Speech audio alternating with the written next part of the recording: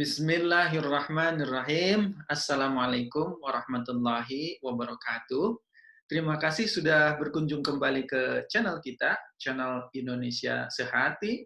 Jika Anda ingin mendapatkan update informasi mengenai video terbaru kami, silakan subscribe ya. Baik, topik kita kali ini berkenaan dengan resiko terinfeksi COVID pada anak-anak. Nah, ada pertanyaan, yang dimaksud dengan anak-anak itu usia berapa sih gitu ya.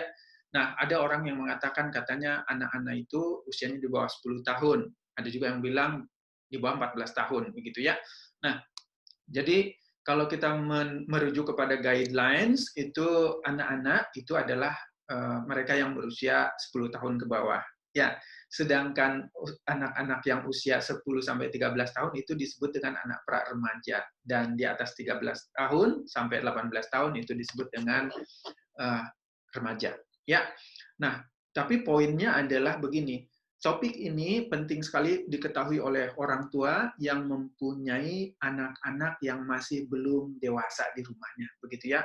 Kenapa demikian? Karena boleh jadi anak-anak kita belum benar-benar waspada, belum benar-benar menyadari tentang resiko terjadinya infeksi COVID. Ya, nah di sekitar kita itu muncul beberapa opini begitu ya. Ada orang yang mengatakan bahwa anak-anak itu tidak perlu terlalu dikhawatirkan terkena infeksi COVID. Kenapa? Karena katanya anak-anak itu mempunyai daya tahan tubuh yang lebih baik dibandingkan dengan orang-orang yang sudah lanjut usia, begitu ya. Nah, oleh karena itu, maka mereka tidak terlampau memperhatikan keamanan anak-anaknya. Dan juga ada yang berpendapat bahwa kalaupun anak-anak sampai terinfeksi, katanya, maka bentuk infeksinya itu tidak terlalu berat lah, ya, ringan sampai sedang saja. Jadi tidak fatal-fatal amat begitu ya. Nah, di sisi lain ada juga orang tua yang concern sekali, yang khawatir sekali anak-anaknya akan terinfeksi. Jadi mereka terlalu protektif begitu kepada anak-anaknya. Dan mereka meyakini bahwa justru anak-anak itu harus dilindungi. Kenapa? Karena sistem kekebalan tubuh mereka belum tumbuh secara sempurna. Demikian argumennya gitu. Nah, apapun hal itu gitu ya, dari dua kutub perbedaan pendapat itu, saya rasa yang paling penting buat kita adalah orang tua terlebih dahulu harus memahami risiko terinfeksi itu berdasarkan apa? Berdasarkan fakta atau data yang ada di sekitar kita begitu ya. Kenapa demikian? Karena pemahaman kita terhadap infeksi COVID terhadap anak-anak itu berimplikasi kepada cara kita dalam menerapkan aturan-aturan yang berlaku di rumah kita atau anak-anak kita. Mungkin orang-orang yang mengira bahwa COVID itu nggak terlalu perlu dikhawatirkan lah, buat anak-anak itu nggak terlalu bermasalah gitu. Mungkin mereka akan jadi permisif gitu, sehingga anak-anaknya mau pergi kemana saja diizinkan, atau misalnya ketika mereka berada pada area-area yang berisiko, mereka tidak menganggap itu hal yang patut diperhatikan. Contoh misalnya begini, kan di media kita masih sering melihat orang tua yang membawa anak-anak balitanya bepergian gitu. Bahkan ada yang naik motor, kemudian ada yang pergi ke tempat-tempat keramaian, masih juga membawa anak-anak ke tempat bermain gitu ya, di mana di sana banyak orang yang saling berinteraksi satu sama lain. Kenapa demikian? Karena orang tua itu tidak menyadari tentang risiko infeksi COVID pada anak-anaknya. Sebaliknya ada orang-orang yang sedemikian khawatirnya terhadap keselamatan anak-anaknya. Jadi pengetahuan kita tentang risiko terinfeksi COVID terhadap anak-anak ini akan mempunyai implikasi yang penting bagi perilaku kita sebagai orang tua gitu ya. Nah, lalu timbul pertanyaan, kalau begitu seberapa aman sebenarnya anak-anak kita dari kemungkinan terinfeksi COVID gitu ya.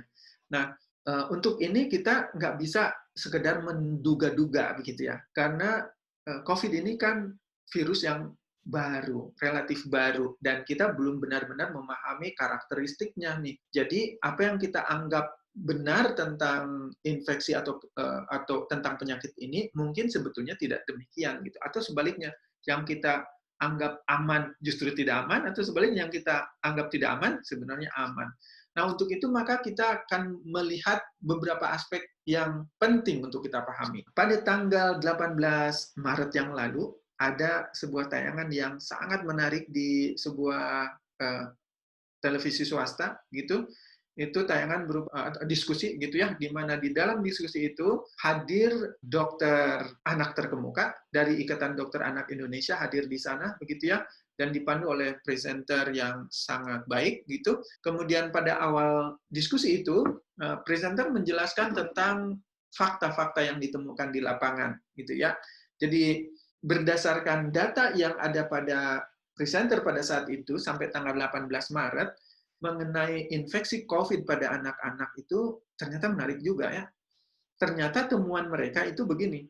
Jadi pada awal bulan Maret terdapat 2 kasus infeksi COVID pada anak-anak pada awal Maret. Oke.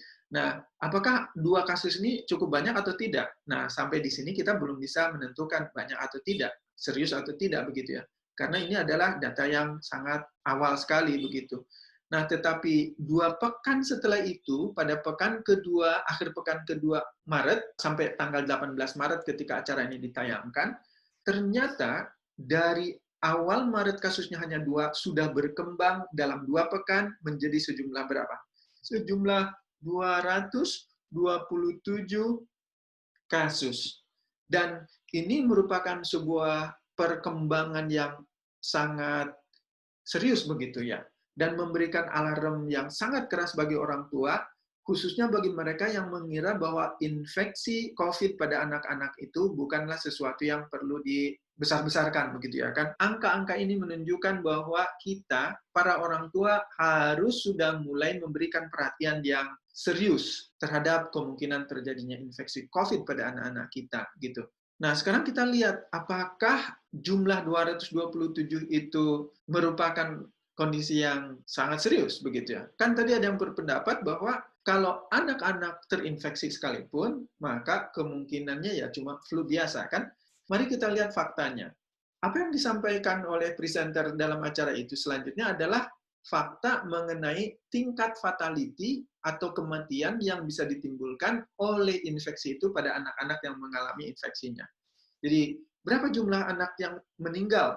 Ternyata ada sejumlah 19 anak yang meninggal. Ini menunjukkan tingkat kematian yang cukup tinggi. Memang ada, kita pernah mendengar ya, ada orang yang mengatakan kasus-kasus infeksi COVID di Indonesia itu masih dalam batas normal gitu. Menurut hemat saya, itu bukanlah contoh yang layak kita ikuti.